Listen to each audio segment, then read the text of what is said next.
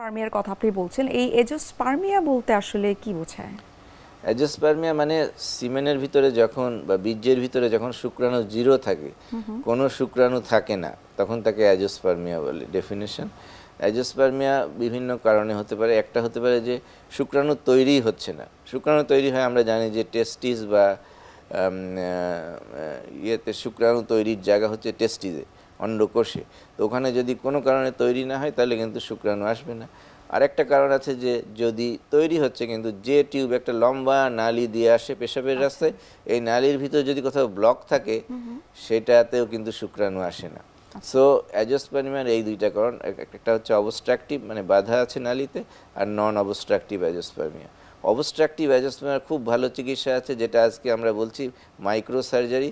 এই যে ব্লক থাকলে আমরা খুঁজে বের করতে পারি এবং ব্লকটা বাইপাস করে মাইক্রো সার্জারি করলে কিন্তু আবার স্বাভাবিক শুক্রাণু আসা